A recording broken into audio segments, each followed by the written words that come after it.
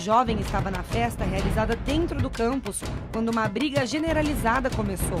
Durante a confusão, ele levou 4 facadas. O jovem chegou a ser socorrido, mas morreu a caminho do hospital. Segundo relatos também, essa pessoa que desferiu a facada, certo, por ver o que aconteceu, certo, tirar a vida de alguém, para ela ter um álibi, ela se facou na perna. O inquérito já foi instaurado, a Polícia Civil está investigando esse crime, o que aconteceu. Contudo, é muito cedo para a gente ainda dar uma linha de autoria.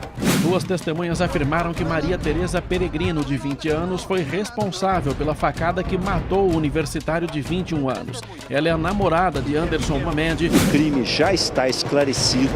Um laudo necroscópico aponta que o golpe fatal foi dado por uma pessoa com altura entre 1,5 m e 1,60 m. Características que batem com a de Maria Tereza. O cara tentou agarrar ela à força, bateu nela e foi legítima defesa, já era. No entanto, depois de ouvir várias testemunhas, a polícia passou a desconfiar da versão dada pela jovem de legítima defesa. A sociedade, segundo o nosso entendimento da Polícia Civil, com ele solto corre risco, tá? Eles não estão aptos a conviver em sociedade.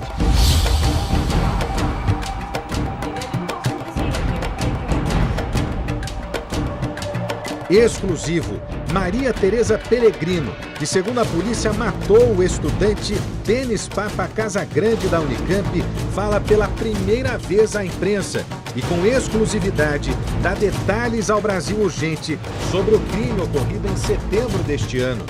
Quem que é a Maria Tereza? Eu não sei dizer mais, porque depois de tudo isso que aconteceu, eu não sei mais o que vai ser de mim amanhã.